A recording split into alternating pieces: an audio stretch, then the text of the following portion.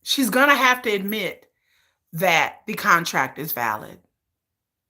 There they call an emergency meeting. Should they call an emergency meeting? They like SOS. SOS. We call an emergency meeting. Yeah, go ahead and make some coffee, Growth. Go ahead, make some coffee because they not answering. They was talking cash money shit for a minute, but then they was like, well, we don't know how Hanni gonna get a visa. Because again, in order for her to get a visa, she's gonna have to admit that she works for Ador, and she's gonna have to admit that she needs the visa to stay in the country. So therefore, the contract would be valid.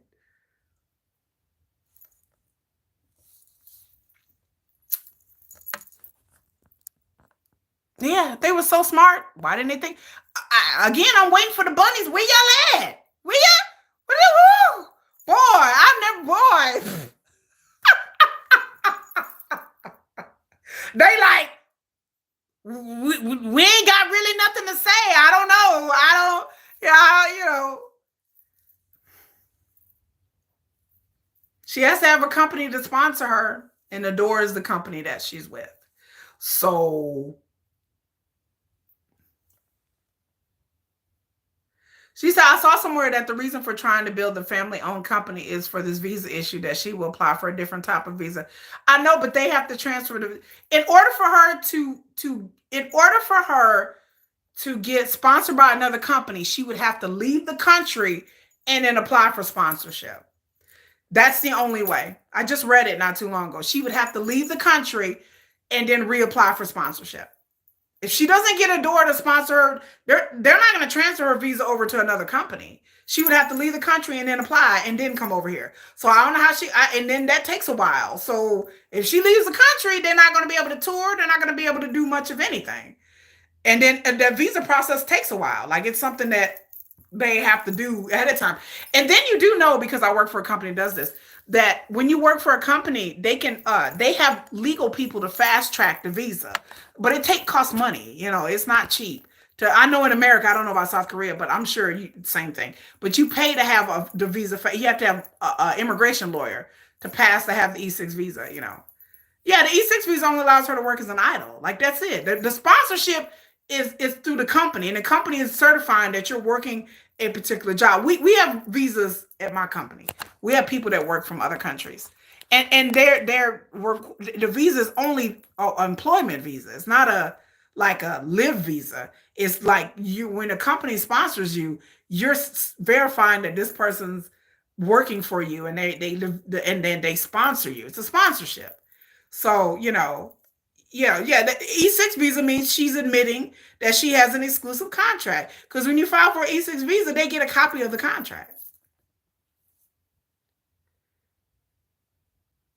Yeah, they just I agree. They need her to show up and work things out. I agree. But if she gets Ador to re-sign the visa, she's admitting that the contract is valid.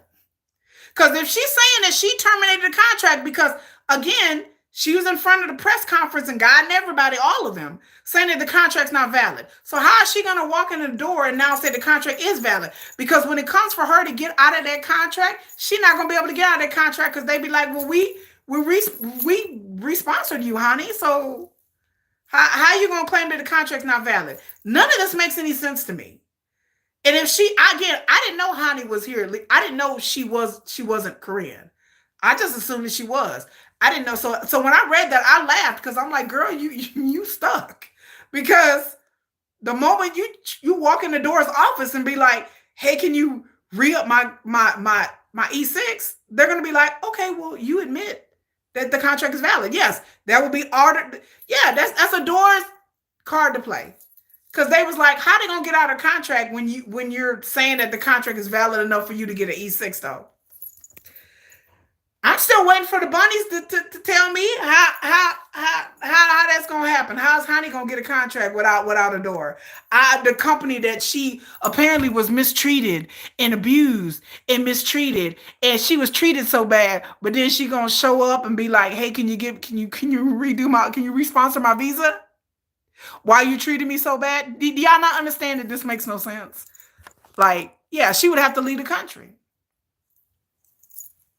She's Vietnamese and Australian. She has an Australian and a Vietnamese citizenship. She doesn't have a citizenship in South Korea. Hey, Travis. Yeah, Bunny had to leave. I guess recess is over, JDH. I guess. Like, they had. I'm just like, so y'all ain't got no response to that? They like, oh, damn. Like, we ain't got. This is the most hilarious live stream I have ever had. This is, mistreated by paying her millions of income, right? They got paid more than most girl groups would ever dream of. They had more money, I would reiterate, than most. This is a rookie girl group. People out here acting like Newjeans been around like since Red Velvet. Like, this is a 2-year-old rookie girl group. They are not some well-established group that's been on United States tours and brought in multi-million dollars for the company. They are still paying back their debts that they owe for being set up as a group. And trust me, those debts can be extensive. Like we read that whole like KG thing, and people trying to compare KG to Newjeans. Stop that. You just sound dumb.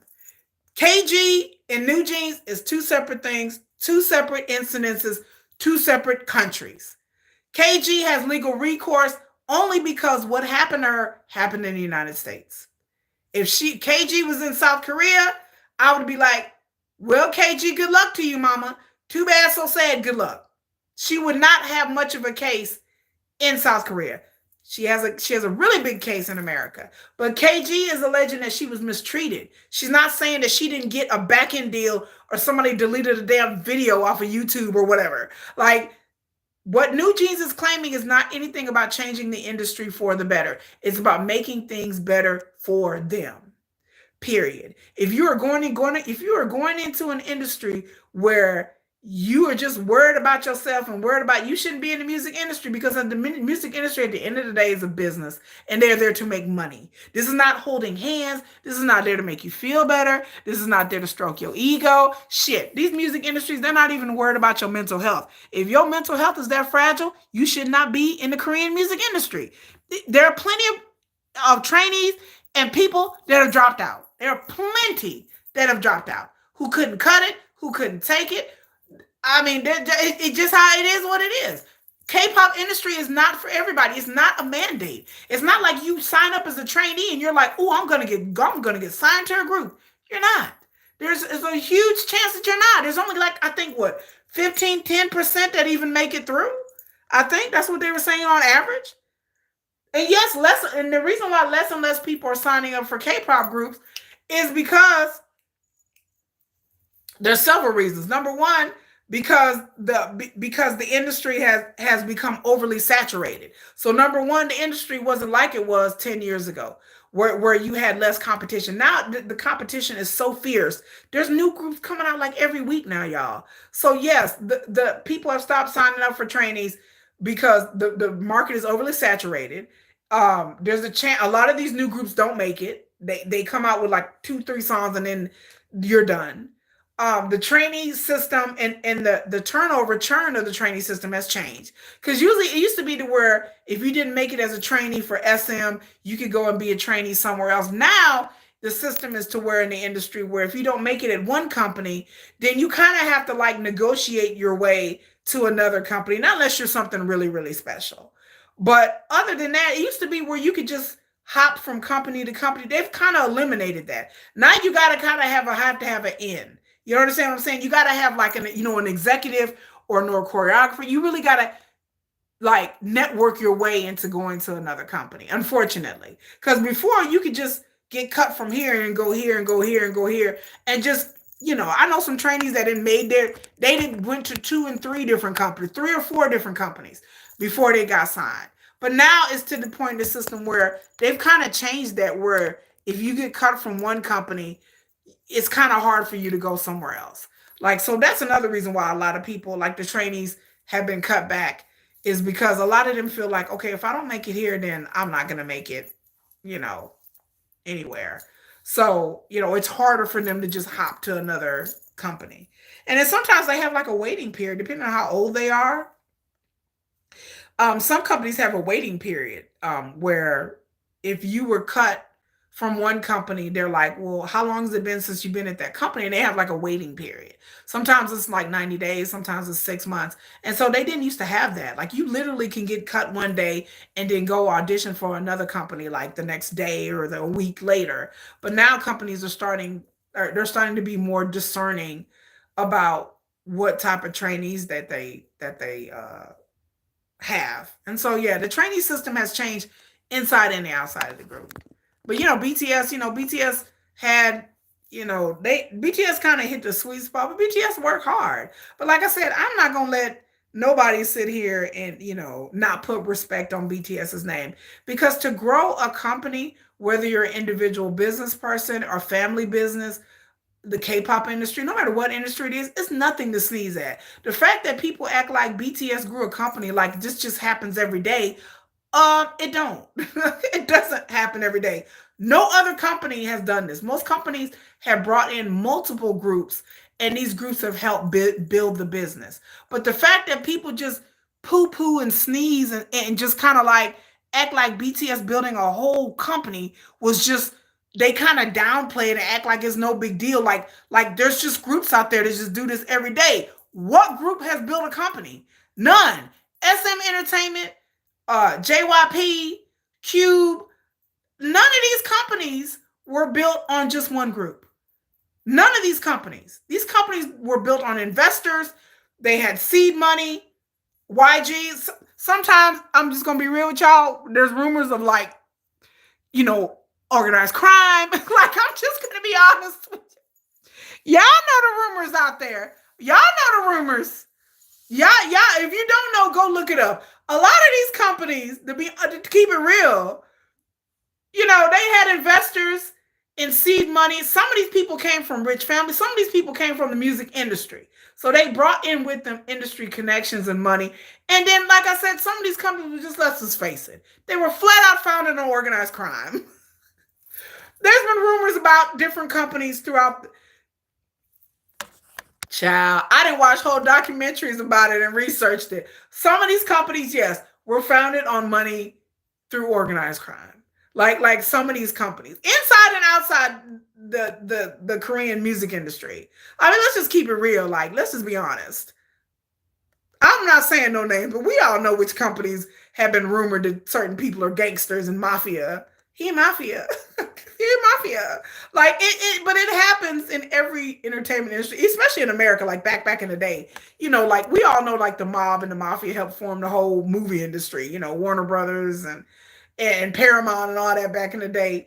But they needed to get the money somehow. So a lot of like organized criminals have invested in entertainment.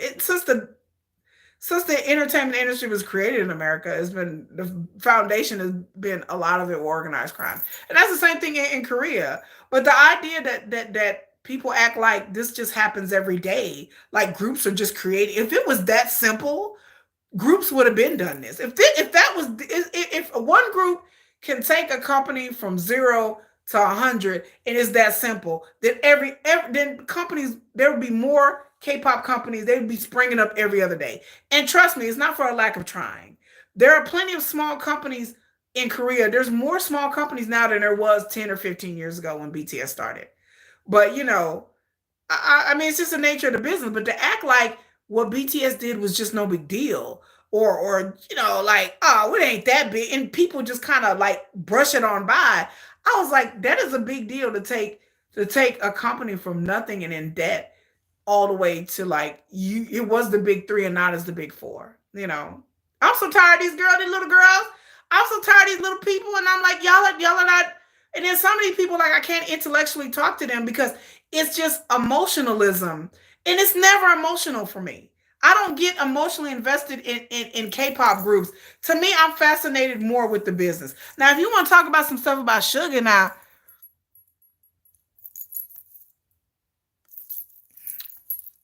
all right. Anyway, now I do get in my feelings a little. I do get defensive when it comes to stuff about BTS and Suga.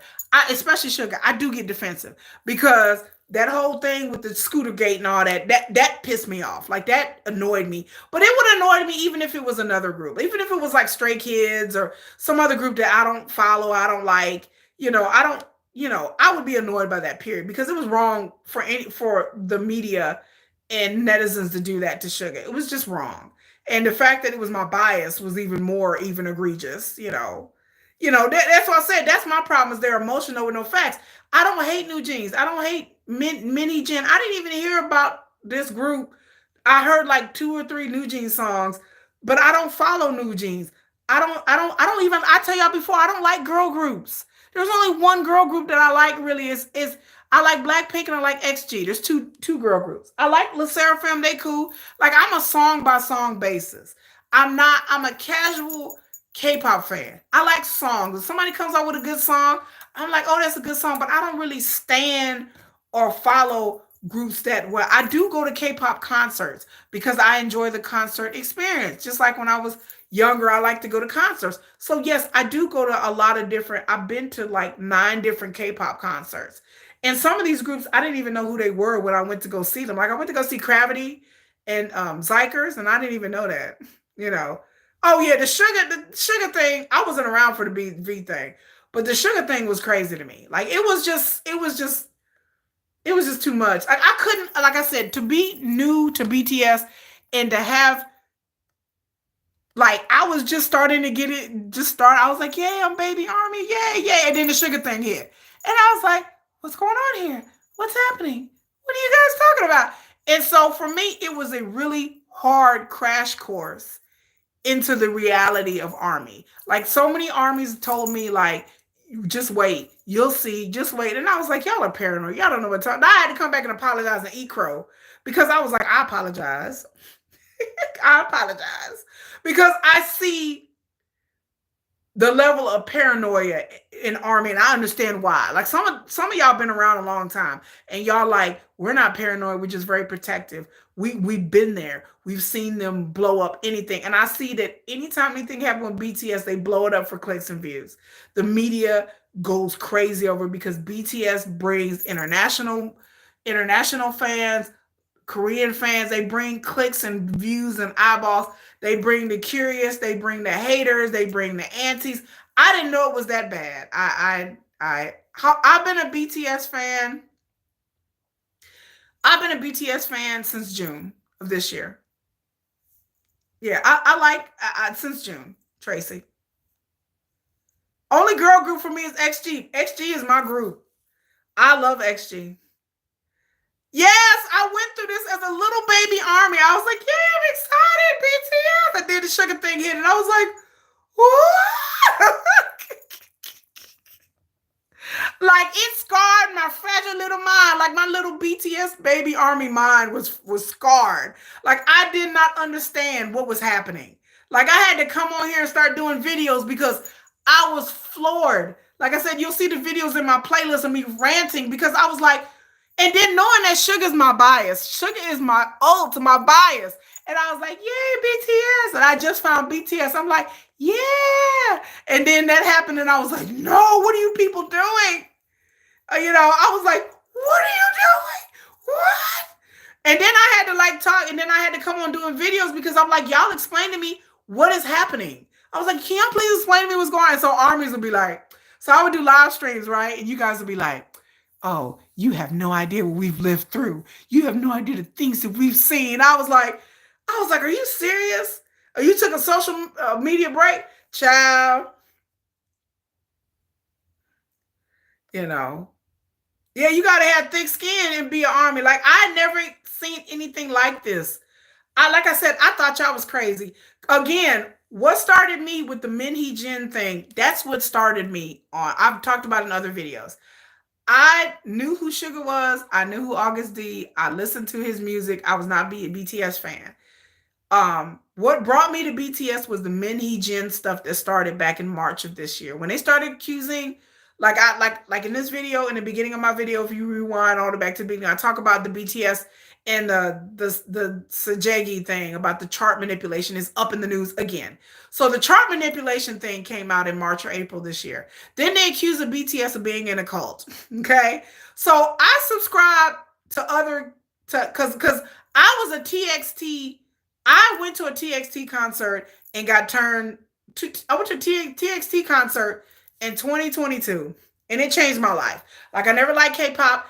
Somebody drug me to a concert. They paid for the ticket. My sister-in-law was like, please just come to this concert with me. And I said, okay, okay, girl, I'll come. And then I fell in love with TXT. So I started getting into K-pop.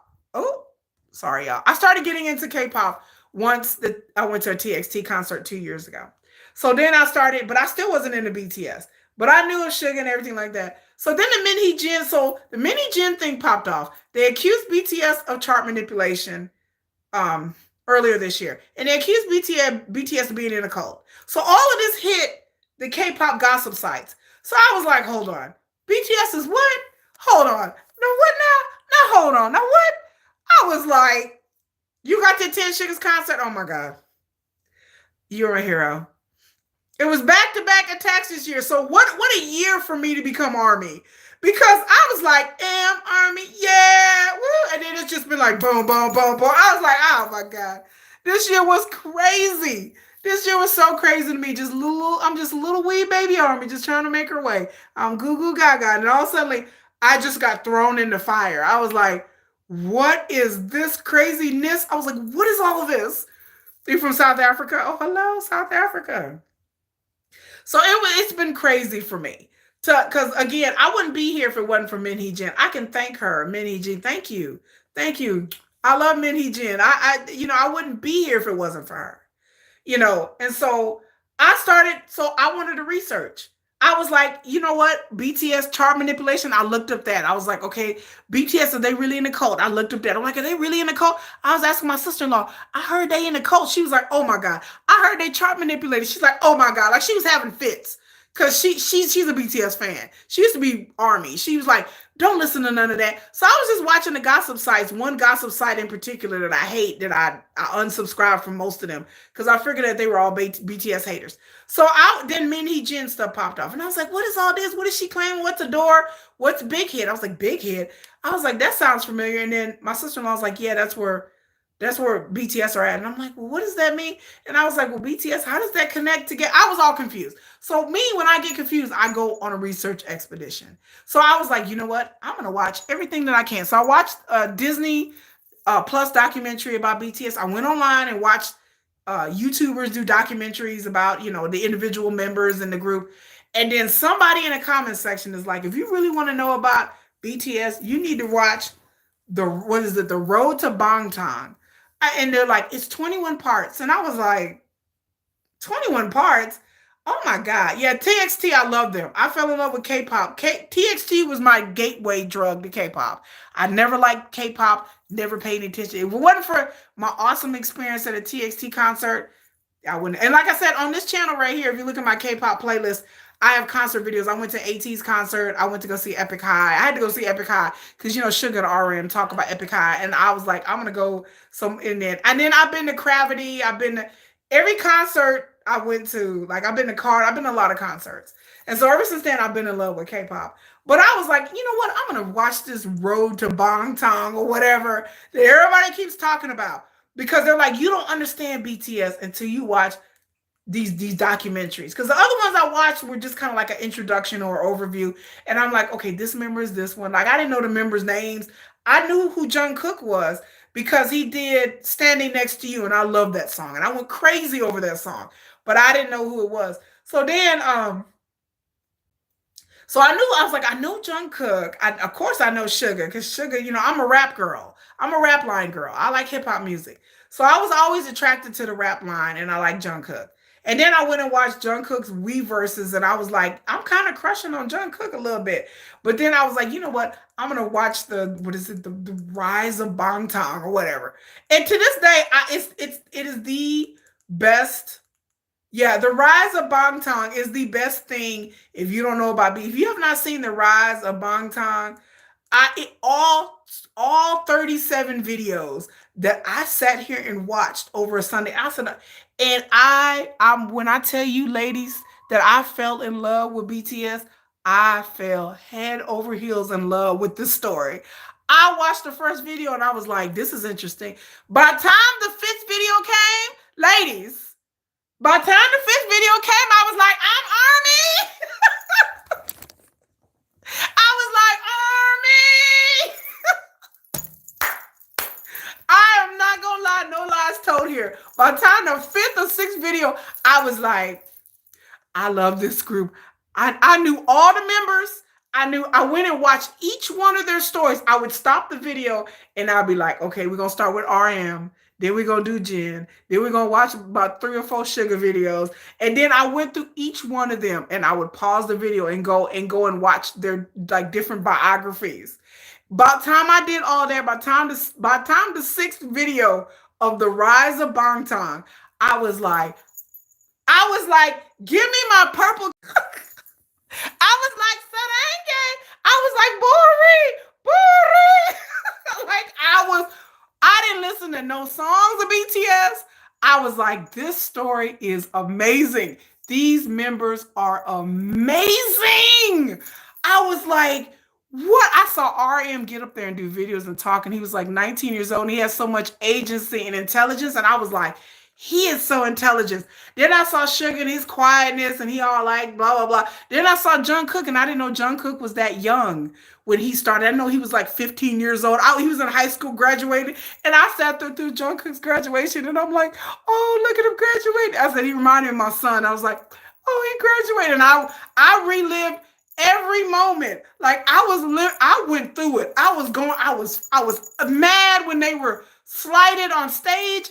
I was upset. I was like, and then the racism and the xenophobia, and I'm like, yeah. By the time I watched that series, I was like, I was on Amazon talking about, give me my merchandise. I was on Amazon like this, y'all. I was on Amazon like, yeah, okay, we're gonna order this, and I had my cell phone. I was like, okay, put that in a cart, and I was ordering merchandise. I was like, he just ordered. So I tell people, my introduction to BTS was not the music, it was their story. And I love a good story. I love a good rags to riches story. And then the individual members watching their biographies. And then me going and watching Run BTS. Before, I have not listened to all of BTS's music. I have not watched all of BTS's videos. There are videos I'm still discovering on YouTube. All of this happened in like May of this year. By the time June came, like I started my YouTube channel, and so I was going to start an information channel. And so then I started researching Army because I wanted to know about Army. I was like, this is the most feared fandom ever. Am I on Weverse? No, I'm not on Weverse. Yeah, I had to set up the Amazon wish list. All of B, I was like, put this in the wish list, and this goes in the cart, and I was like hooked. But no, I'm not on Weverse. But I want to visually subscribe to Weverse. But I was hooked before, and I knew Sugar's music, I knew his songs, and I knew Dynamite, and I knew Butter, of course, and Boys with Love. I knew the basics, like. But I didn't know much of anything else, and so I was like, well, let me go from the beginning.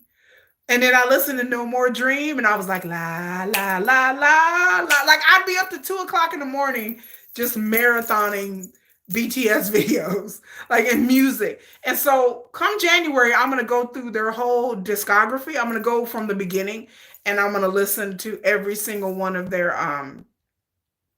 albums, and I'm gonna tell my top three, my bottom three, like the songs that I like, because I have not listened to all of BTS's discography. I mean, they have so much music. They have music as a group, music as solos. I want to go through all their soul. I want to go through all of RM's solo stuff. I want to go through all of Sugar's solo stuff because I'm such a hip hop girl. I haven't even listened to all of J-Hope's solo stuff. So I want to go through all of the Rap Line solo stuff first.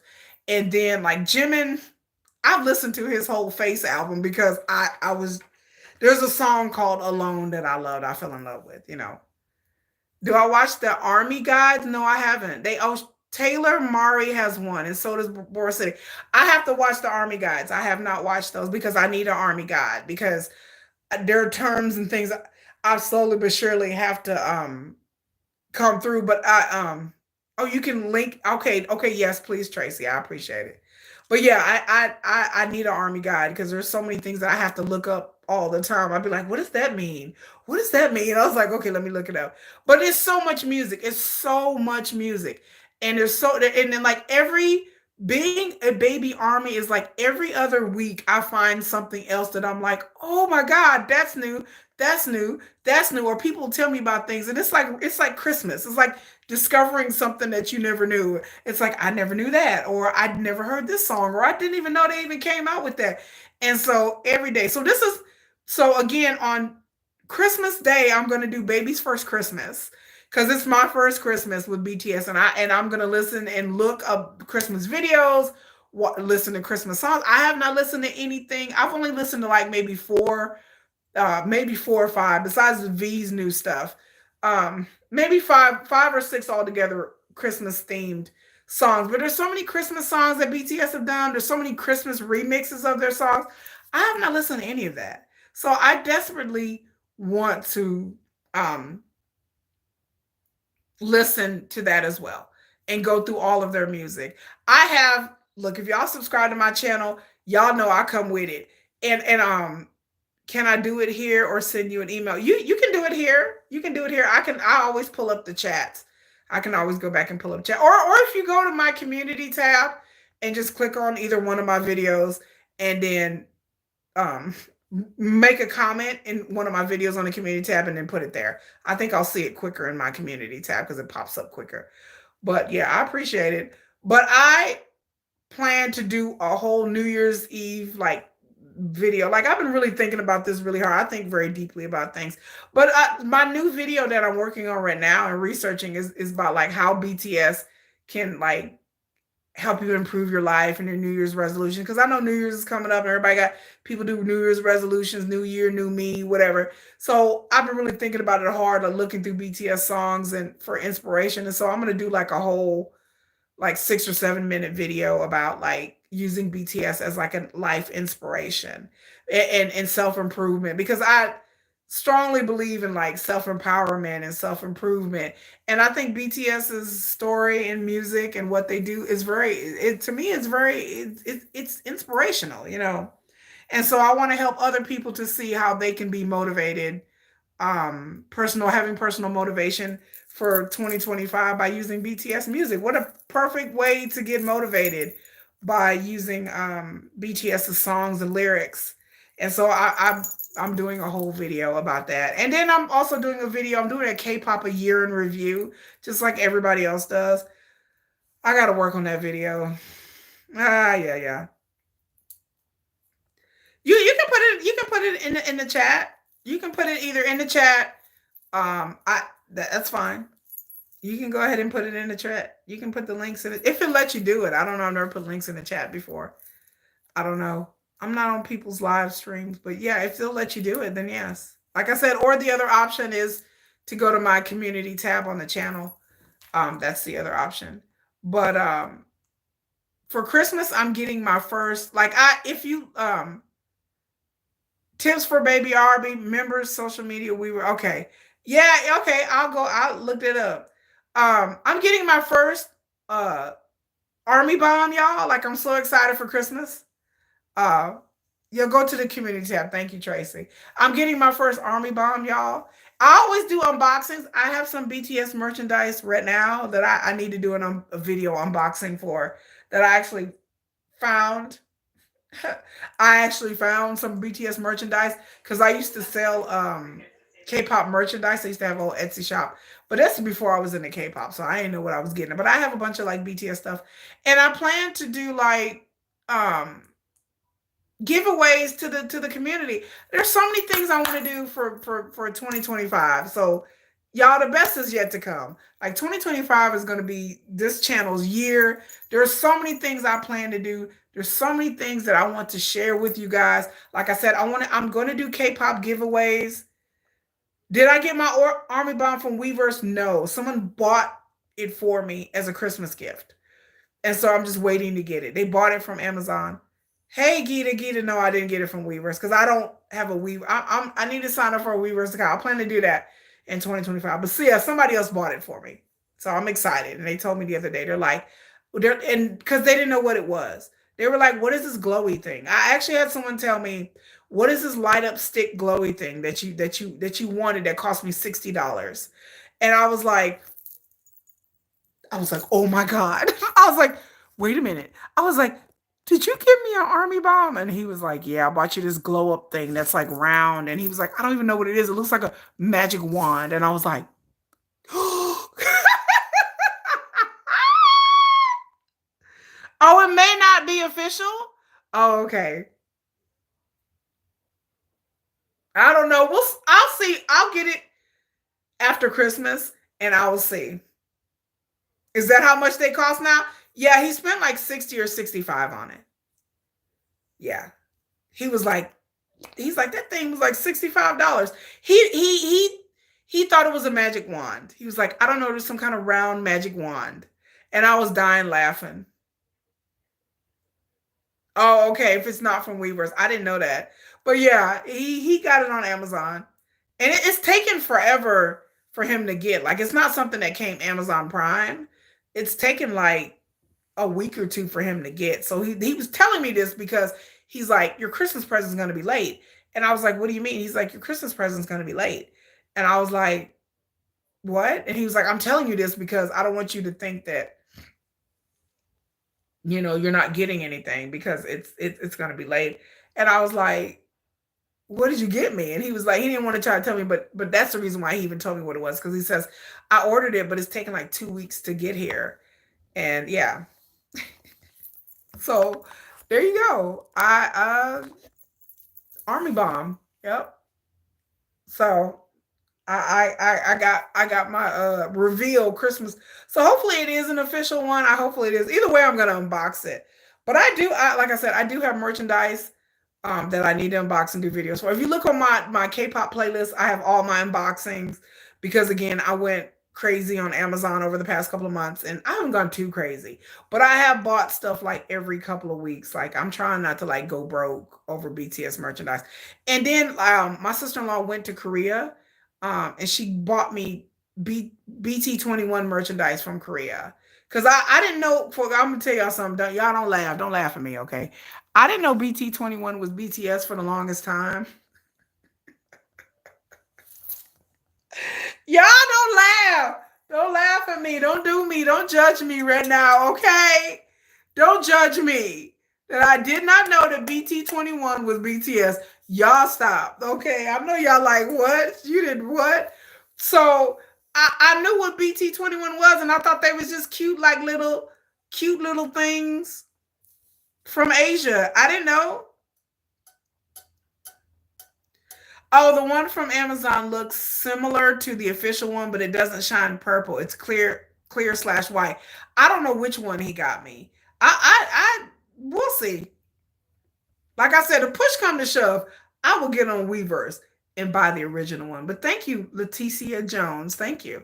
I didn't know that. I had no idea. Maybe I should start getting all my merchandise from Weverse. Now I'm starting to look at Amazon with the bombastic side eye. I'm like, cause like I have a sugar t-shirt and a hoodie, and I want some BTS PJs. My kids talked me out of buying BTS PJs today because I was online trying to find some PJs, and my kids was just they were like, they're like, Mom, they like, don't do it. But I was like, I just want PJ. I want that. And they were like, no, no, don't do it. But I was like, I wanted the PJs. Like, let me have my PJs, y'all. My kids hate. They don't like BTS. Let me show y'all something. My daughter does not like BTS. She doesn't understand it. She thinks it's weird. But look, my daughter got a bracelet set, and this is what my daughter made me. Who claims that she doesn't like BTS at all. But My daughter, the first thing she got with her bracelet set, I'm gonna show y'all. This is what uh this is what my daughter made me. This is what my daughter made me. Wait, let me see if y'all can see it. See, it says Army, Army, and then it says sugar, sugar, and then it says BTS. So my daughter, who's a BTS hater, she got a bracelet thing, and that's the first thing she did was make me a bracelet. Because I have one from the AT's concert, and I was like, I always wanted a BTS, bracelet, and then I like one with little beads on it, and that's what. How old is my girl? She's 10. She hates BTS. She doesn't understand it. But that's the first thing she did. She said, Mom, I'm going to make you a bracelet. She sat there and made me a bracelet. And it asked me what colors I wanted. And it's silver and white. And then, yeah, she made me a bracelet. I said, how sweet. I wear it every day. I don't ever take it off. I said, my daughter made this for me. I said, how sweet she is. Yeah, it's okay. Give her some time. I don't think my daughter will ever like BTS. It's not her kind of music. Like her kind of music is very different. Like she no. Like she doesn't like my kids don't like rap music. They kind of like pop music, but not really. Oh, your daughter's 33. Oh, well, yeah, your daughter's an adult. But mine, she like, nah, mom. I told her, I said, one day you're just gonna be like, I love BTS. I said I would just be like, I'd just be in tears, you know. You're old. I'm old too. Like don't I'm old. I'm pretty old, y'all. Like I could have a daughter that's 33. Yeah, I definitely could. I can. I got my little antler ears on today. I've been so sick, you guys, but I've been cranking out videos. Like I said, on my channel, I crank out videos every day. Like every day I'm cranking out videos. Every day. Y'all, I'm working hard for y'all. So I hope y'all support. Y'all please like, share, subscribe, and support the channel. I always like coming on here and talking to y'all. I always say I'm going to be brief, but then I end up being too damn long. RM Cult coined us older army, dope old army. Oh, is that what it means? Yes, I am baby army. I said I've been army since the Hee-jin thing kicked off, and I said I fell in love with BTS by watching the Rise to Bangtan. I might watch the Rise to Bangtan again because I think every time I watch it, I learn something new. Um, but yeah, the Rise. I fell in love with BTS because of their story. That's how I felt. I didn't fall in love with the music. I didn't fall in love because I thought they was cute. I mean, that helps. And the music, I fell in love with their story first, and then I was like, okay, now I can go listen to the music, and I've been listening to trying to catch up and listen to the music, but the BG became an R before, yeah. Yeah, that's the only thing Minnie Jin did right is brought me to Army. And again, what started my channel, I did a video about Army. I did a whole damn, I researched and I said, I'm going to do a video about Army because I did not understand Army. I did not get it. You guys are talked about in whispers and hush tones and other fandoms. I've been in TXT fandoms and there's some overlap between MOAs and armies, but I've been in Blackpink fandoms, and y'all are talked about in hushed tones and fear. And then I've been in other fandoms, like EXO fandoms, where y'all are talked about with like hate, just sharing hate, like army.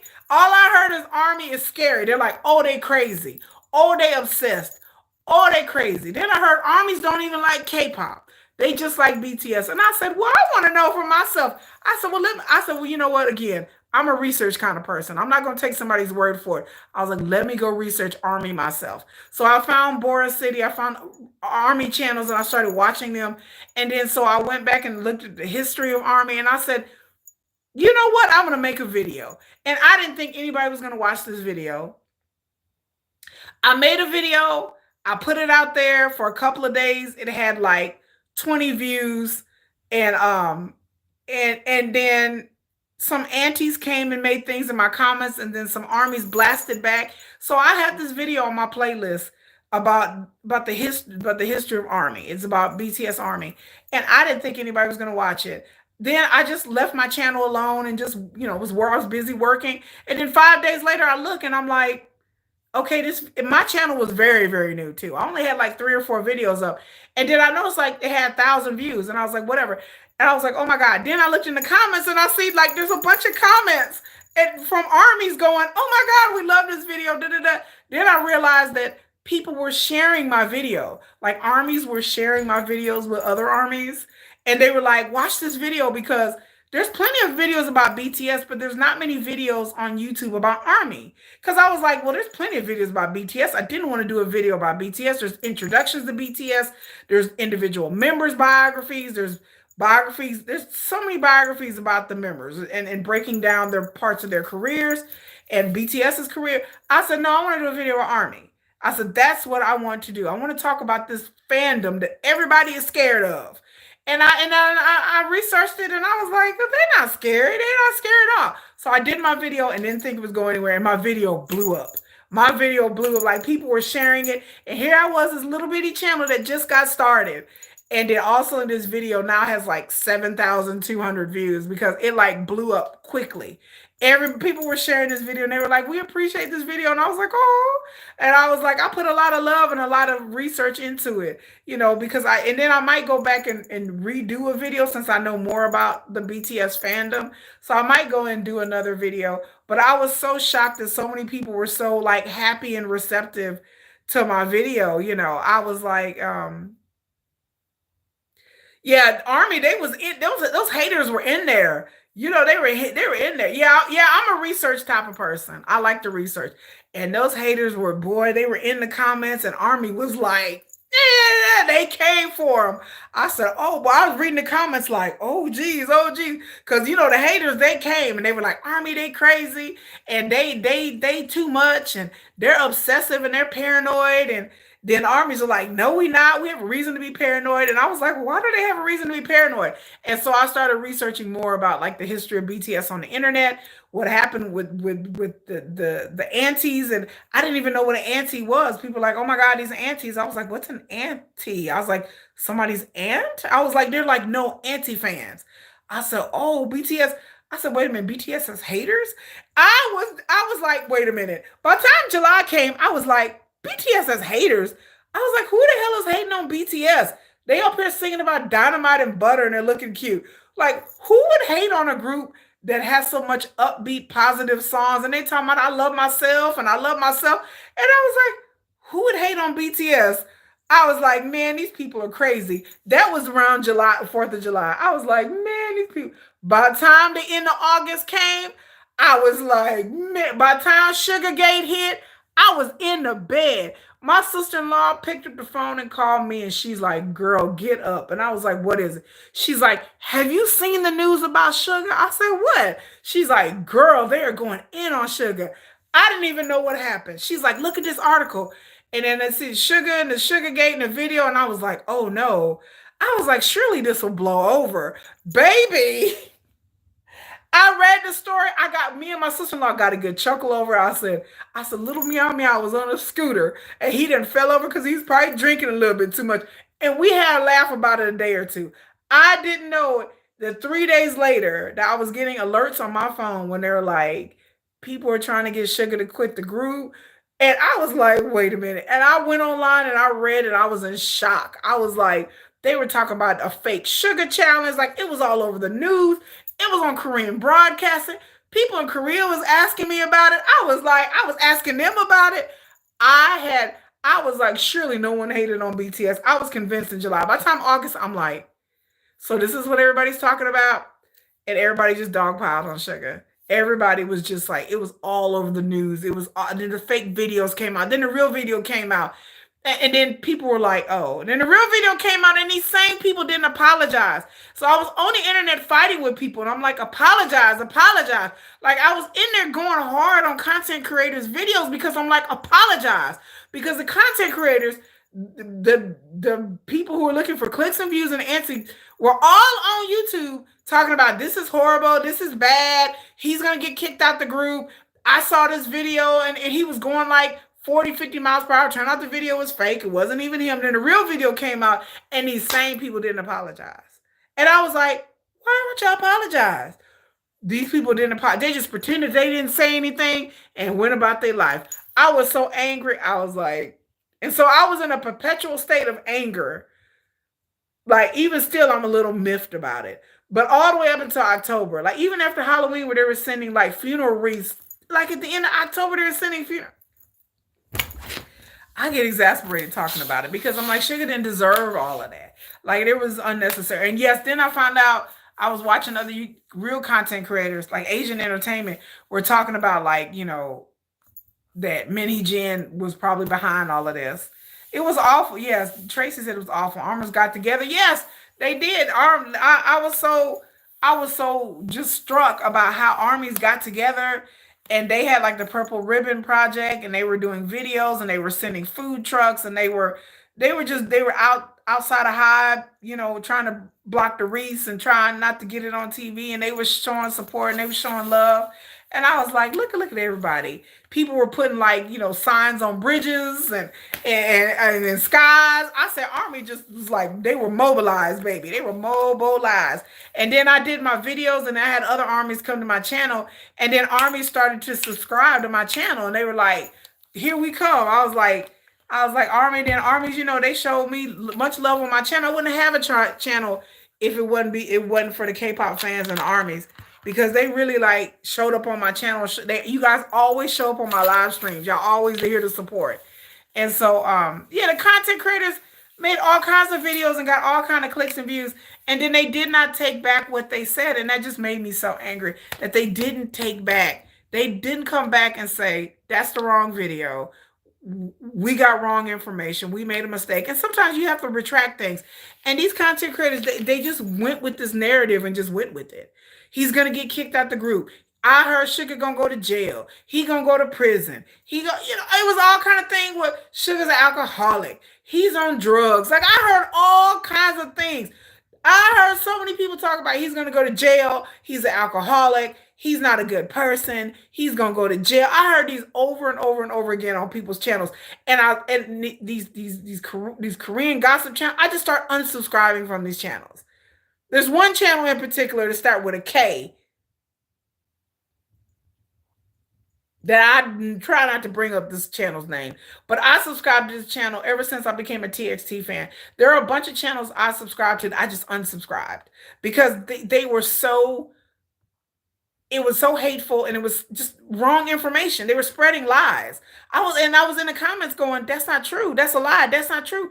And then people were in the comment section like just running with this narrative that he was going like 60 miles per hour on a moped and he almost ran people over and it just grew into a narrative that I was like, but we haven't gotten all the information yet. I'm like, can we wait till we get the information? And then poor Sugar up there had to do like a little perp walk. He had to get there in front of the police station with all the cameras, and he looked so sad and he looked so lost. And I was like, look at this man. He up here looking sad. They got my man up here looking sad and lost and nervous. And the way they made him show up, and he bowed and he apologized over and over and over again and wrote letters over and over and over again. And I was like, do y'all not, is this not enough? I was like, are you not entertained? Like, is this enough for y'all? It wasn't enough. It was enough. Yeah, that was awful. It was like, yeah, they didn't do research about nothing. It was a purposeful hate campaign.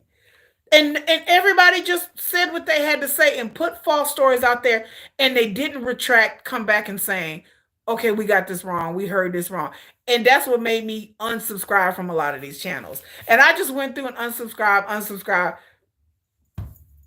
It just like the narrative that they were pushing was so mean and hurtful. And I was like, I worry about Sugar's like mental well-being. After I said, Sugar's always fragile enough. Like, he already had, suffered with mental health issues and overwork, overstress, self-esteem issues. And I was like, this was just people wanting Sugar to lead a group. And then came the death threats. And then I was like, I'm done. Like, the point that he was getting death threats on the internet, I'm like, for what? Because I was like, y'all still on this? After that, I was really done. Like the death threats and just the hate, the massive amount of hate this man get, who didn't do anything. You know, I did. I now people armies told me to report and block, so that's what I did. I reported these people and blocked these people, and then I unsubscribed from these channels. I'm like, I'm not giving you any more clicks and views or eyeballs or nothing. Like I don't bring up these channels because I don't want people to go there because I don't want to feed into people going to these channels. But I unsubscribed. I didn't know these channels were so hateful. And there's some channels that have been notorious that I had no idea they were notoriously known. And people have came out and done videos about these channels being content farm channels. And these channels have connections to Min Hee-jin allegedly, supposedly. And people have like really had compelling arguments and pulled up evidence and receipts showing where certain channels have been liked by Min Hee-jin on her Instagram, and certain channels where it showed that these channels have commented on her Instagram. Like there's kind of evidence that some of these channels are either in cahoots with her in some way or maybe funded by her. I like there's evidence out there. Armies was so relentless supporting Sugar that they, the Purple Ribbon Project. I thought that was so great. Said how he slept in his parents' bed after something bad happened before, and after August, I couldn't imagine what he's going through. Yeah, I imagine. Yeah, he slept in his parents' bed after something bad happened. Oh, that's sad. I couldn't even imagine like going through all of this, and then people talking about he should, and then, like I said, just when I thought everything was just okay, Sugar laying low, the funeral wreath was taken down. I'm like, yeah, and boom. And then I get the word, they're like, oh my God, girl, the Melon Awards are gonna have a tribute to BTS. And I'm like, oh my God. I'm like, oh boy, oh goody goody. Oh boy. Melon is gonna have a tribute to BTS. And I'm sitting there like, okay, I'm getting ready to watch. I'm like, all right, BTS, they're gonna have a tribute. They're gonna have a video. I'm watching the video thing and I'm like, I'm like going, oh, okay. So I rewind it again and I'm like, well, maybe I'm missing something. I was like, okay, let's rewind. I said, let me go back and look because I was trying to watch it and I was on my phone. I was like, oh, and I rewind and I was like, wait a minute. There ain't no Sugar. Did they just cut Sugar out that video and did they crop him? Did they crop his ass out? I'm like, wait a minute. 1, 2, 3, 4, 5, 6. Where's Sugar at? Then the next clip, and I'm like, I said, I must be seeing things. I said, maybe I'm just being petty. I didn't think nothing. I went to bed. The next day I woke up and everybody was like, oh my God. And so I did on my YouTube shorts, you'll see that I did a video about the Melon Award thing, about them taking Sugar out of the video. And I talked about it on my live stream, me thinking that they probably did this video montage before, while the Sugar Gate thing was happening, that they do these videos ahead of time and they probably didn't know like whether Sugar was going to be in the group or socially acceptable. So they probably just edged their bets and just cut him out of it. And so I did a short about that. I also did a short dedicating to Sugar. Um, just something, just a montage of Sugar pics, just letting people know, what's up. But I was surprised. Like here I was thinking, like we've turned a corner. We've gone over that hill. Everybody's over the Sugar thing. Sugar done laid low, ain't said nothing. I'm like, great. He's laying low. He's in the military. He's doing his thing. Yeah, civil service. Rah rah Sugar. Good job. You. And then the Melon thing happened, and I was like, okay, we at this again. I was like, again. I was like, you motherfuckers! If y'all would have been in my house, y'all would. It was the screech heard around the neighborhood. I'm sure my neighbors probably was like, we heard something. I think it was someone screeching. It might have been an animal, a wild animal. I don't really like if you would have heard me screech, you would have been like, oh damn. I'm sure the whole neighborhood heard me going. And so I was like, let me start creating a video. I created a video. I did a real angry, like I tried to do too angry, but yeah, those videos were angry videos. Like I couldn't believe the Melon. I can't believe they did that and didn't apologize either. Um, in 6 months, yeah, they'll be discharged. They actually get discharged. Sugar comes home on my birthday. So for me, on my birthday, it's gonna be a birthday party for me, and it's gonna be a sugar party. Like I'm so happy. I'm like, he gets just. I'm like, on my birthday. On my birthday, I was like, woo woo. um, I was like, I said BTS is seven. I was like, how you gonna kick out sugar? It's so ridiculous. And the fact that anybody would say that would try to get rid of Sugar, who he has my bias, but still, to me, an integral part of BTS. Like Suga has written songs, he's composed songs, he's immensely talented, very talented. I mean, Suga is kind of like the backbone, like the foundation, one of the founding members of BTS. There was RM first, RM came first, and then Suga. So I was just like, how are you gonna get rid of like the backbone of the group? Like I didn't understand. I didn't, but then I went back and I researched again because I researched and I looked at the reactions of Sugar over the years, and it's not. And I was on my live stream 2 weeks ago, and I went off on that because the things that people have said about Sugar, period, over the past years have not been kind. Like there's been like before he went into military service, people were trying to say that he faked his shoulder injury, that he was lazy, that he delayed his service because he was lazy. And I mean, I went back and read. So can't nobody tell me. I went back and read stuff that was published and posted back in 2023 and 2022 about his shoulder injury, and people were like, questioning that. And he pushed it, pushed up his military service. People were upset about that. Like I went and read posts and things people were put, and I was like, Sugar had been through it. Like people, then I saw people post things about Sugar not being nice, and well, he just seems very aloof and mean. And I was like, Sugar mean? He doesn't seem very mean at all. He just seems very straightforward and no nonsense, and I love that. And just the things that people have posted about Sugar over the years, about his weight, about his looks. Like I went back and read. Can't nobody tell me. I went back all the way in the archives and read things that people have posted about Sugar on Quora, on Facebook, like things like back in 2016, 2017, and they were not kind to Sugar. I went back and read the things about Jimin getting death threats. I was so confused. Like my mind was blown. They were like, Jimin getting death threats. I was like, who gonna threaten Jimin? Like Jimin, Jimin. Like I'm Park Jimin. I'm sexy, lovely, cutie, sexy. Who gonna what? Who was threatening Jimin back in like? And they had to cancel a concert date in my home state of Texas. Like they canceled a concert date in Fort Worth because Jimin was getting death threats, and I was like, "Who in Texas giving Jimin death threats?" I was upset about something that happened years ago. I was like, who is threatening Jimin in Fort Worth? What the?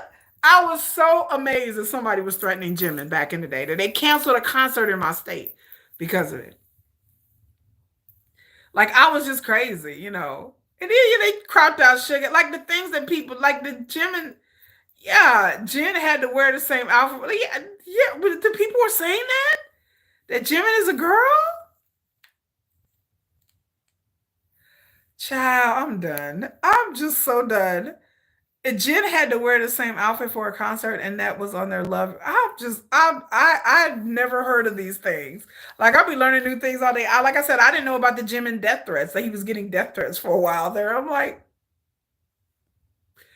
I'm like, who's gonna threaten Jimin? Like Jimin's like, I'm sexy, cutie, lovely. Like Jimin is sexy, cutie, lovely. I was like, who is what Jimin ever did? And the thing about this that really get me, y'all, what kills me is that there are real K-pop singers out here like really hurting women.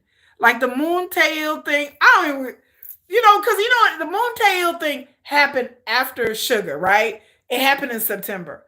And it just kind of like been swept underneath the rug. He got fired from SM Entertainment. He went to the police station. He was filed formally with charges. And y'all notice that nobody talks about the Moontail thing.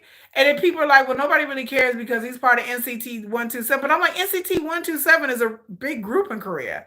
But y'all still on the Sugar thing? I'm like, all right, y'all still on that? You ain't talking about Moontail? Moontail. He did a whole essay somebody. with two other guys. And then after that, did y'all know that Moon Tail went on his social media and he did like a birthday live stream? I can't make this up. I died. They were like, "Oh, he's on live stream right now." I said, "Who?" They like Moon Tail. I said, "Doing what? Confessing?" Oh no, he doing a birthday live stream. I said, "With who?" With fans. Girl, no. Girl, yes. Girl, no. So Moontail then did a whole birthday live stream. It's his birthday. With people were online defending this man.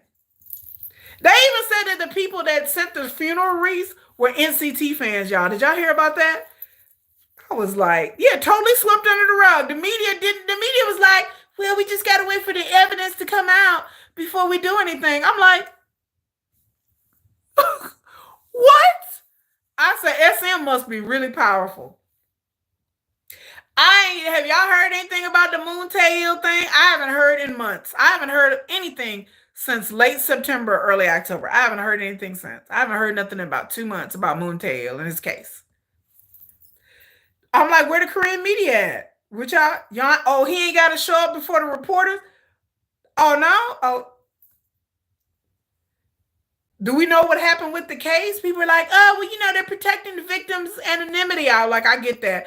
But I was like, okay, so we not talking about like he got fired from SM and this is like this is a real scandal. He really hurt somebody. He allegedly, supposedly, SA'd somebody. We know what you're talking about. And then the whole burning sun thing, don't even get me started on the burning sun freak. That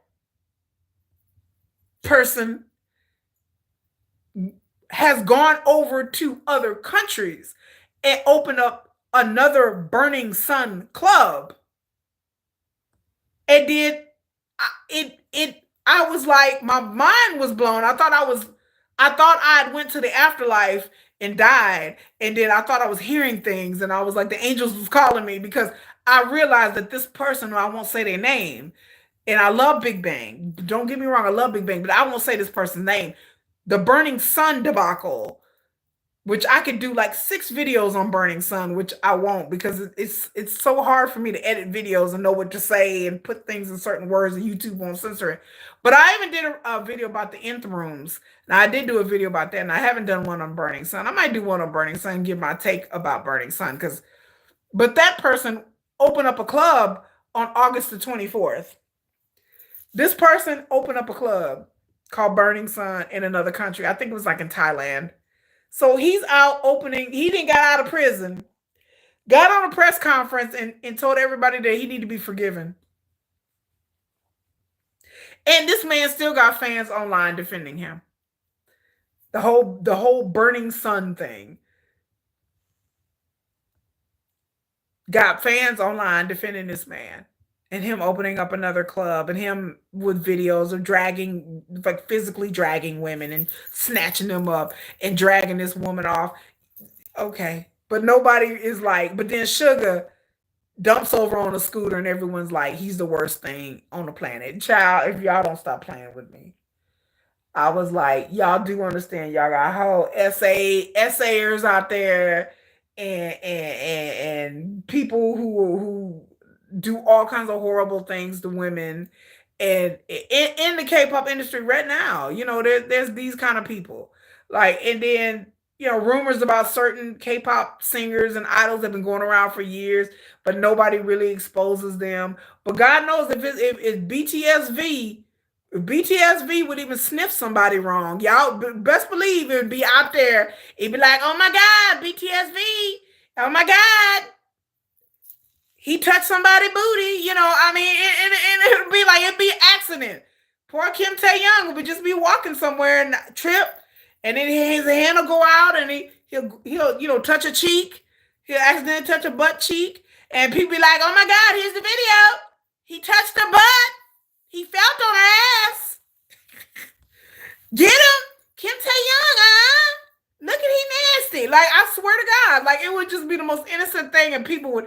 But then other people get away with, like I said, I won't go into which K-pop, but there are certain K-pop singers in the industry in the past that there were rumors about them for years, like either because they are alcoholics, uh, or they're women beaters. Like there's rumors about certain ones I won't bring up, but there's been rumors in lurking in Reddit sites for years about certain ones.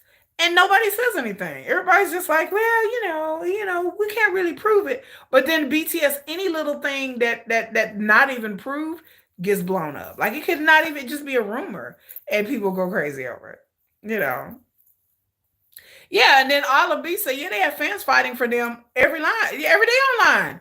I could not believe when somebody told me that if you say this person's name and do a video, that all his little fans, his little Burning Sun fans, his little Burning Sun groupies will show up. I was just like, no. And then I saw it. And then people were defending him like, well, he didn't really get caught and he didn't really, what?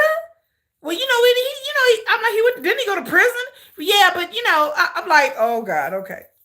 They're waiting. That's what Army has been telling me, that they're waiting for BTS to slip up so they can jump, they can like tear them down real quick. That's the thing. People have been waiting for BTS to just trip up. Like they find anything. Um, yeah, there was this short that he was harassing her and she was trying to smile and he was holding violin out. I was like, girl, punch him in the face. He was holding her leg trying to kiss her right. I saw that. I was like, there was this guy, I don't know the guy. Yeah, I can't even say this man's name with the S. And they come out the woodwork, and I love Big Bang. You don't give me y'all, you're wrong. Y'all know. Like I love T.O.P. Even though T.O.P. went to prison for 10 months, for his marijuana charge, and like even with him, like people don't really, like he's in the new Squid Game, by the way. Squid Game comes out this 26th of December. But T.O.P., I love T.O.P. He's my favorite member of Big Bang, right? And so he went to prison for 10 months for just a marijuana charge. And like his career, he's been in, like, he's acted in certain things and stuff like that. But he's like been behind the scenes, like doing stuff like that. But like his career suffered when it first happened, because this happened quite a while ago. Then he went to prison. But, but it's since recovered. Like people really don't like the Squid Game. They wouldn't even let him do promotions because of that charge still hangs over T.O.P. all the time. I like even now, like years later, like people still on that because he has some marijuana charges. I was like, all right. I was like, so I don't know what's gonna happen with the reunion with Sugar. Are brands and networks still gonna crop him out and still are they still gonna be hating on Sugar when he comes back and when they get out of the military in June? Like when he comes out of the military and he goes through those gates, are people gonna be there hating on him? Am I gonna be upset all over again? Are Sugar gonna do a Weverse live and then the aunties are gonna flood his Weverse live if he comes out there? Because Jen did a Weverse live and J Hope. I just, yeah, I'm worried about it because I'm like, is he gonna stand at the gate and wave to people like J Hope and Jen did? They were really cute out there waving, and then J Hope got out and Jen shut up. Like, is Sugar gonna have the same thing, or us Sugar stands just gonna have to deal with? I guess my question really is, how long is Yoongi gonna have to be in hiding? Like that, I guess that's my question. As a Sugar fan and as a BTS fan, my question is, how long is Sugar gonna have to be in hiding because of this? Like, I don't want, you know, I don't want Sugar to feel like he got to stay away from fans and he can't be on Weverse and he can't stand outside the gates and wave to everybody and then go. I want Sugar to be able to do the same things that the other members decide that they want to do. I mean, they don't have to do what Jen and J Hope did, I guess, but I would like for Sugar to come on there and talk about his time in the military and talk to fans and do a Weverse live and me get all excited and jump up and down and do videos about it. But I just feel like he's not going to do that. I just feel like that's kind of been taken away from him because, yeah, he's going to get so much hate. So, which is sad because I'm like, we want to see Sugar interact with, I want Sugar to do the same things that Jen and J Hope did.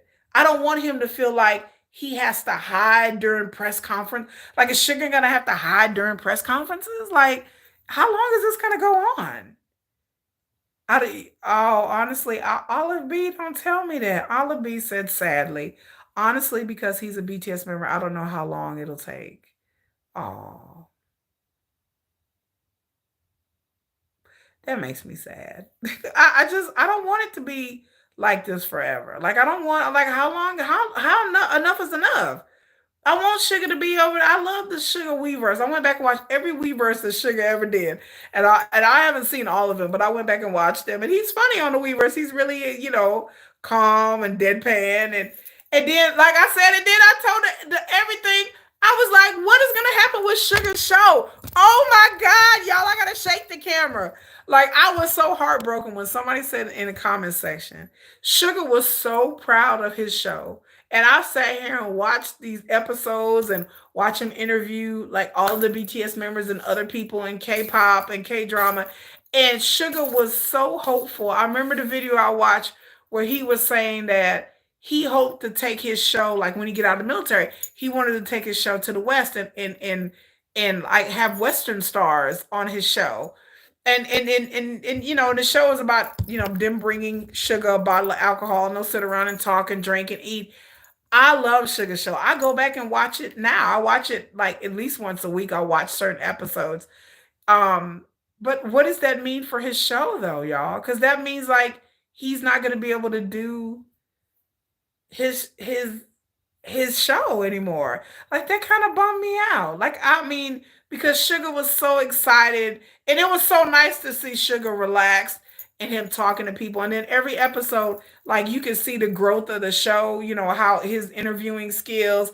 And you can tell that Sugar really enjoys like, interviewing and being on the radio. I think they were saying that Sugar has like a broadcasting degree or something.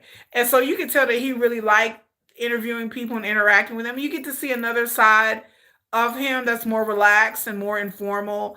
And I loved it. You get a really good insight to his personality. And he'll talk about how he grew up. And he'll talk about, I remember the interview with Epic High. He talked about how much he would listen to Epic High as a kid and how much he idolized them. And it was really sweet to see. And then, like I said, and Sugar said he wanted to take it, expand his show to, different stars from different countries. And kind of had like a Jimmy Fallon kind of like he said he was inspired like to have his own talk show maybe one day. He was so good on that show. Um, they do have a few drinks on the show. I look. I'm gonna tell you, I had a few drinks on the show. I had a few drinks with the show. I would be sipping and sipping on my wine and be like, "Yeah, this is cool." So I was looking forward to season two as well. And so when this happened, I was like, because somebody put it in the comment section. They're like, well, I guess that means the show is over. I'm like, I was like, I didn't even think about it until someone put it in the comment section on a video. And I was like, yes, like that, he's not going to be able to do that show because he's drinking and that just kind of puts the fuel on the fire. And I hate that for Sugar. Like, cause like I said, I could tell that there's something that he really liked doing. And I just, I said that's just sad that he can't. I want him to do. But again, maybe if they take out the drinking element, I'm just gonna keep hope alive, y'all. But I really want him to do another show. But I don't see how it would continue, yes, unless the format change. Like maybe they can take the alcohol element out of it and then he'll just interview people without having the alcohol. Maybe they'll just sit around and eat and then, without having the alcohol. But yeah, they can't keep the alcohol element in it.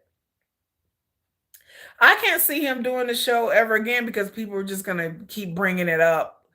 Like even if they do take the alcohol, I think people would still try to attack it. But that's just a waste. It's such a waste of something potential like for Sugar, not just Sugar, but the fans.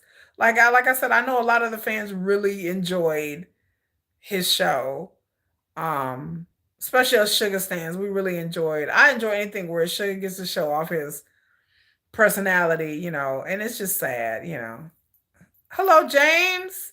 Hello, San Antonio. I'm in the Dallas area. But yeah, Olive B, that is sad. I think about that. I was like, that makes me sad. And like I said, I just don't know, y'all. I just don't know like how long is Sugar gonna have to be in hiding.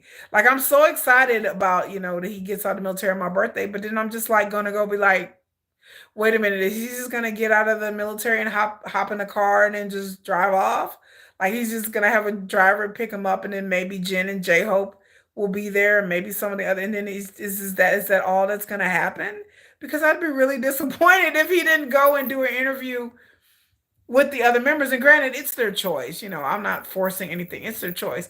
But I'm just like, well, that would be kind of sad because that would be really, really obvious to me that Hybe and maybe his management is trying to advise him that he needs to lay low. And then I was like, is Sugar gonna do when is he ever gonna be on Weverse again?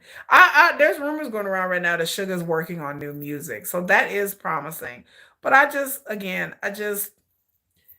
feel like, you know, I feel like more is lost in this situation than just Sugar losing having his license revoked and paying $17,000. South Korea can be very unforgiving, so it really does worry me. It does.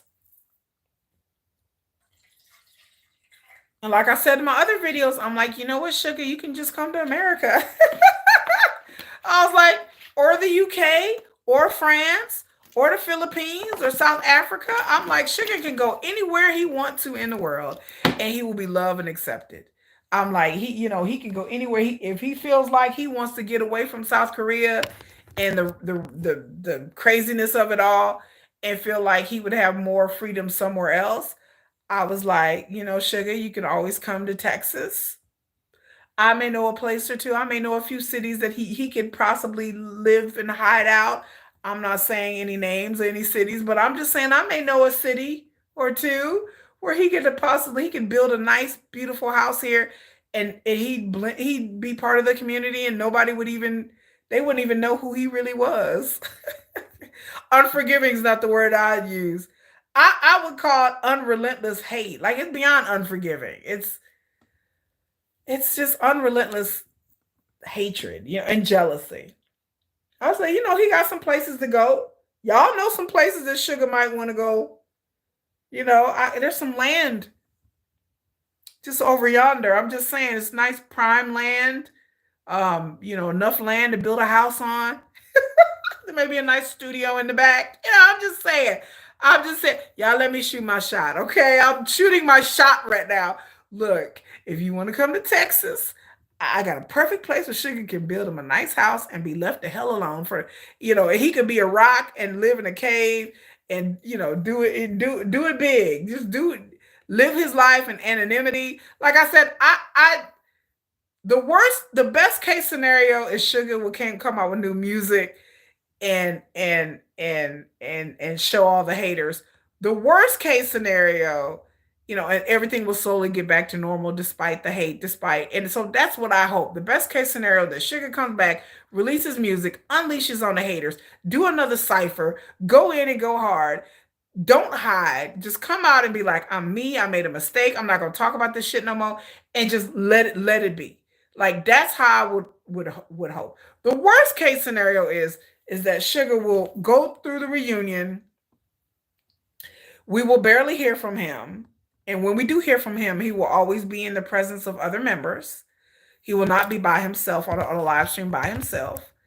Um, and that eventually, after the reunion tour is over, that Sugar decides that he wants to be behind the scenes and maybe focus on being behind the scenes more, and being more of a composer and a producer and a writer, and that's what he wants to focus on.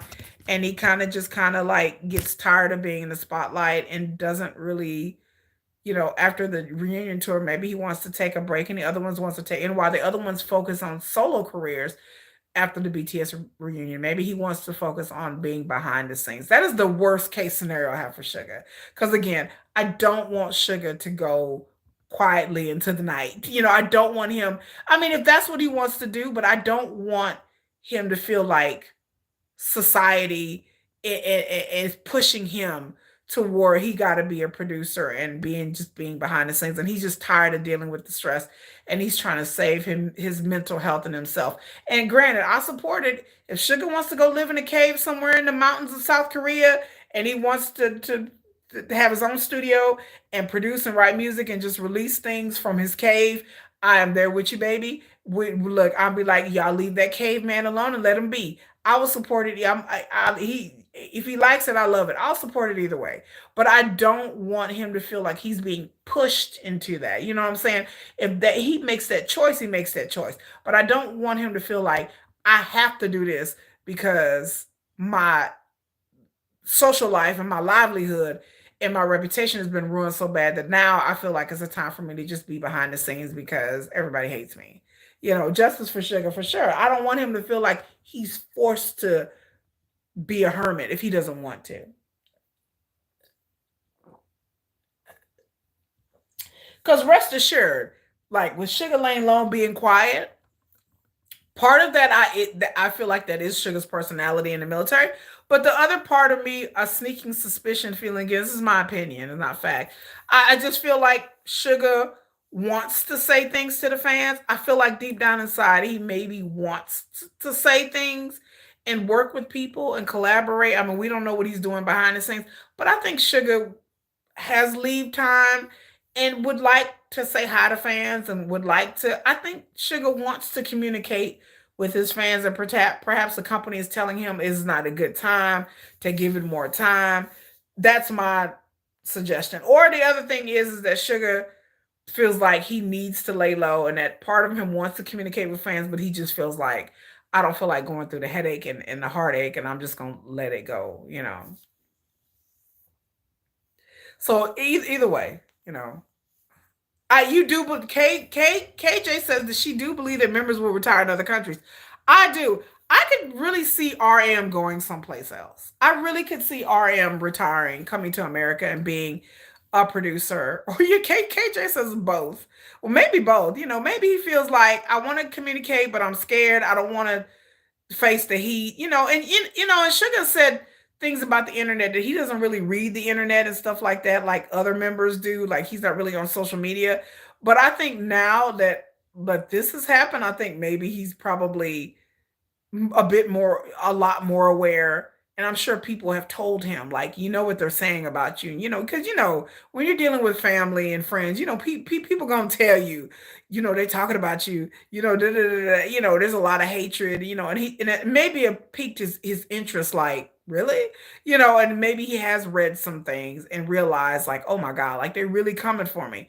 And, and so I hope, again, that mentally speaking, it just fuels the fire. And then maybe, like I said, I think Sugar's learned some lessons about life and about the industry that maybe he kind of maybe did know, but he really knows now that the way the industry is and how it feels about BTS, and that if he didn't realize it before, I'm sure he fully realizes it now, and I'm sure he knows about the industry, but I'm sure that he didn't really think like, well, surely this wouldn't happen, because BTS is yeah, he's definitely more aware now, because BTS has pretty much gotten by all these years without having any major scandals and anything like that, just little petty shit here and there. But I think now he fully understands, like, what the business, what the media and the antes and things like that and the cost of fame really is. I think if he didn't understand before, I think he really understands now, unfortunately. Yeah.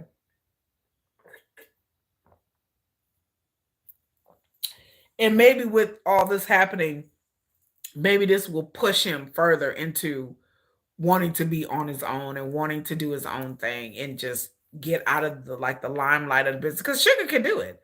So could RM. Like RM, I believe RM still wants to produce music and loves music, but Sugar, I don't know. I think Sugar did his tour and he achieved. He's talked about a lot about him. That's his dream. His dream was for him to go on a solo tour and produce his own music and connect with his fans on a personal level. But Sugar has done that. So now I just feel like he wants to go on to the next chapter or whatever that may be, and like I said, a reunion with BTS for sure. But I don't know if Sugar wants to keep being on stage for the rest of his life. Like I don't know. I don't know him personally, but I just the things that he said, I don't know if Sugar wants to do BTS for the rest of his life. I think again, him settling down into a more quiet life, I think that that would probably suit him best. You gotta think BTS has been at it for like since 2013. Like they've been added, it'll be like 13, 14 years, and I think that like maybe some of them, like I could see JK performing forever. I always joke around and say that Jungkook will be the new JYP. Did y'all know JYP just came out with a song? Do y'all not understand how much I love JYP? I love JYP. I think JYP is so attractive to me. And I know some people don't like his personality, but JYP, the head of JYP, just came out with a new song. I keep saying that Jungkook is going to start his own label one day and he's going to keep cranking out music until he's like in his 50s. Like Jungkook is going to be cranking out a song like JYP. JYP is like in his 50s and he keeps coming out with music and he keeps performing on stage and people just keep letting him, and he's very successful, and I like JYP. I find him entertaining, and I think Jungkook will be like that when Jungkook gets older. He's gonna be the new JYP. He's gonna be this old. He's gonna be Opa, and Opa gonna be out there still performing, still dancing, still training the next generation. I think Jungkook will never leave the business alone. I think he'll still be out there. I don't know about the rest. I don't know about J Hope. They may do. I don't know about Jin, but I know Jungkook. I think Jungkook likes to perform and likes to do things. I don't know about V. V is a little iffy. I don't know about V at all. V just seems like when I think about V, I just see his life just being so different. Yeah, you can see him being the only one. I can. I could see V, to me, gives off this free spirited vibe. I think V would love to travel. V would love to create art. I think V would just be sipping wine somewhere in Paris, somewhere living. I think V is the one I see living abroad more than anybody. I could see V just being like effing and just going to live in Paris or Switzerland and just traveling to Africa. Like I could see V just doing all the things. I could see V traveling. I could see V having magnificent dinner parties and just maybe sliding into something else that's, different. I just see V just a man of the world, and just him just wanting to see and explore and do all the things that he didn't get to do these past like 13, 14 years. Um, I see Sugar producing and just being behind the scenes. RM, I see him producing and still making music, but just quietly. I don't see RM being on stage forever. I think RM wants to do music. He wants to produce music. Maybe he wants to shape the younger generation. He wants to mentor them. I just see RM just being involved in the industry backstage. I see Jen. I don't know about Jen. I don't know. To me, I see Jen settle down and maybe married, well, and maybe just creating a business. Maybe Jen will have a bunch of properties and businesses. I see Jen being more business minded. Maybe he will work for Hybe for a long time. Maybe we'll sit on the executive board of Hybe. I see that. Jimin, I don't know. Jimin is a mystery to me. I don't know. I think Jimin will still want to come out and produce music. And like I said, I see Jimin training the next generation. Like I see Jimin being maybe a vocal coach, maybe, working in the trainee system, maybe, being a choreographer, maybe being behind the scenes and just training the next generation, helping us. Maybe Jimin hosting a reality show, maybe him and Jin hosting a reality show. I don't know. And then J Hope, I see J Hope training the next generation too. I see J Hope wanting to be a mentor and a trainer and maybe releasing music here and there and maybe going off and venturing into different types of music in different countries, maybe in LA. I just see J Hope just being, kind of like a musical entertainment free spirit. And maybe he may do a variety show, maybe, but I definitely see Sugar wants to get away. I have a feeling that, Taeyong will go off. Yeah, he will go off and live his life. Can y'all see Taeyong out there just touring? just seeing the world. He may have like a little show where it'll be Taeyong just out there seeing the world and going to different countries and looking at going to art galleries and having dinner parties with really eclectic people all over, all kinds of foreigners everywhere. I see V just surrounded by like foreigners and different kinds of people and getting to know different kinds of people and learning different languages and educating himself and maybe V going back to school and getting a degree in art and I just see Taeyong just as a free spirit all the time. That he just beats to a different drum. He has a whole different vibe about him that just seems a bit more curious and a more into intellectual pursuits like him and RM.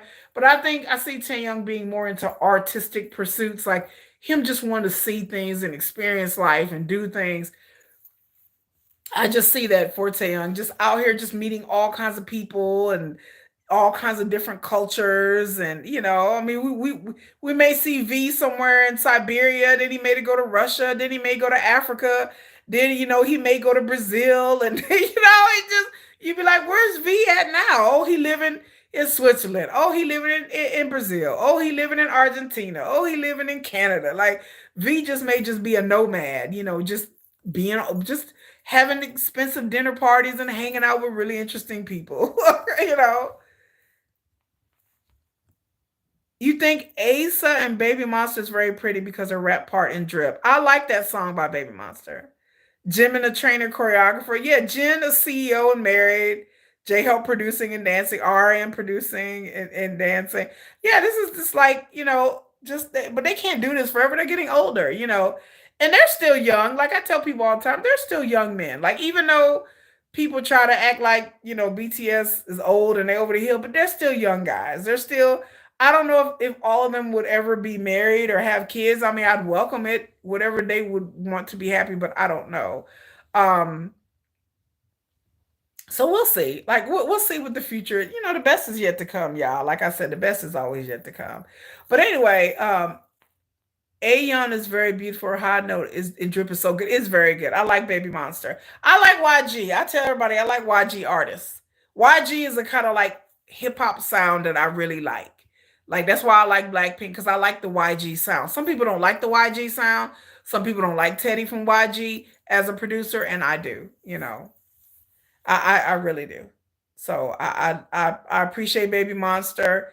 I think they are the future of YG right now, and they climbing up the charts and doing their thing.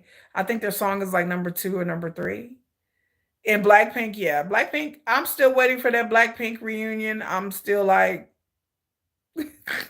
salty about that. I'm waiting. I'm waiting, ladies. I'm waiting. I understand and I appreciate their solo stuff. I mean, I like their solo stuff. I like Rose a lot. I like her solo stuff a bit more than even though I'm a Lisa fan. But I want Blackpink to come back. I want them to come back, and I understand that they may want to pursue it, but whatever they want to do, it's no rush and no hurry for the ladies. They can do whatever they want to do, but I want them to. I need another album. I need something. I love Lisa. Lisa's my favorite. And then I just want them to hurry up and come back. Stop. I like I said, I know they want to do solo things, but I just want them to come back. Just come on, crank out some more of that YG music that I like. Y'all, if y'all not heard 21, the classic, the iconic group 21 is actually on a Asia tour right now. But yeah. Oh, is that what you changed your YouTube name to Rose Lover? Oh, Rose. I'm sorry, Rose. Rose is very pretty. Yeah, Rose is gorgeous. All of them are gorgeous. Them are some gorgeous ladies.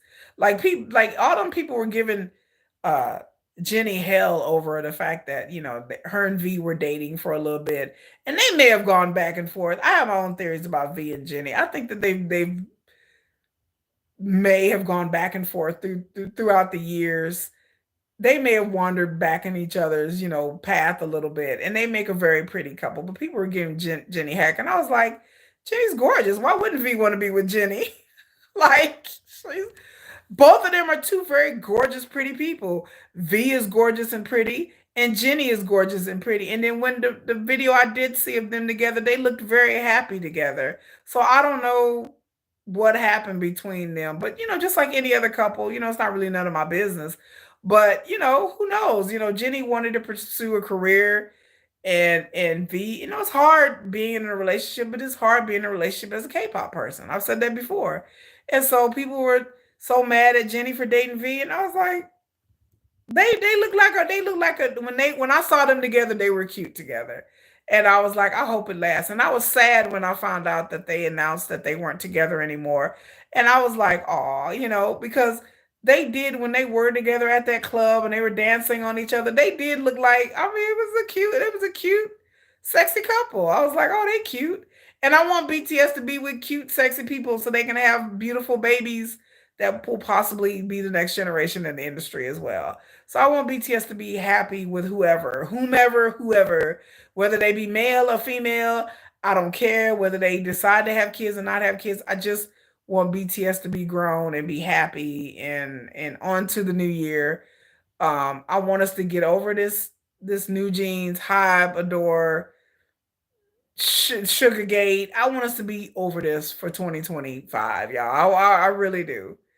Um, did you miss something? No, no, not nothing. Okay, but I just want us to be over it. I just want a new year for BTS to be better than this year. This year in K-pop, period, has been drama filled and crazy. Like I said, I'm gonna do a video about the recap of the 10 biggest scandals in K-pop. I'm working on that video for my end of the year review. And it's just been crazy. Like this year in K-pop, like I don't know if I can get 10 in. There's been so many scandals and so many crazy stuff. Like this year in K-pop has just been crazy. So I may have to do 2 or 3 videos about the year in review for K-pop because there's been more than 10 scandals. There's been a bunch of scandals in K-pop. Um, so hopefully we'll be on to next year. But anyway, y'all, I gotta go. I've been on here for 5 hours. I cannot believe I've talked for 5 hours. It doesn't feel like 5 hours. But I thank everybody who's come here. KJ, Rose, all the people on here. Darasimi, I mean Olive B, all the people who have showed up on my live stream. Did you guys, Tracy, yes, have came on here. I really appreciate you guys. Um, Make sure you please subscribe to my channel. Pretty please. Make sure you check out my shorts, my community tabs. Go watch my videos, likes, share, subscribe. Again, I wouldn't have a channel if it wasn't for you K-pop fans. I wouldn't have a channel if it wasn't for Army. I hope you guys have a really great holiday, no matter what holiday you're celebrating or no holiday. It's all good for me. And then we're like I said, I have a bunch of videos planned leading up to New Year's. I'm gonna be cranking out videos every day. There are some videos I've already filmed that I just need to get it together and release it. So I mean, make sure y'all read my like, share, and subscribe. Like I said, read my community tabs. I do put updates and news about the channel and about various things I don't make videos about. In the community tab, I put my fan fiction in the community tab. I'm gonna try to do more videos about my fan fiction and put my fan fiction to video with narrators and all that stuff. What I did this last video with Yoongi, I'm gonna try to expand my BTS love. Y'all know that Yoongi's my bias, my alt. So a lot of my like quick hit videos and stuff are Yoongi based, but I'm trying to expand my horizon. I'm gonna start doing more things about Jungkook and Jimin and V and RM and JL and all the Jin and all the rest of the members. I'm gonna start focusing a little bit more on the rest of the members and not just Sugar. I know, y'all. I know. Jesus, I had to get it together, because I always be in the mood to pop out a Sugar video at any time. I'm like Sugar video, bang bang. But I'm gonna start doing more about the other members, for sure. So wait for it. So January, it's gonna be on and popping, starting in January. And like I said, y'all join me for my Christmas live stream. I'm gonna be here Christmas. I don't know how long I'm gonna be on live stream Christmas. We'll just see how the conversation goes, how it hits me. I may be here for another 5 hour live stream. It may be a 10 hour live stream. I don't know. I may be up Christmas night. I may be up all night sipping on some wine, singing some Christmas tunes, and just driving everybody crazy. It just depends on who shows up. I am going to do a BTS slumber party. Stay around for more details. It may be on New Year's Eve. I don't know.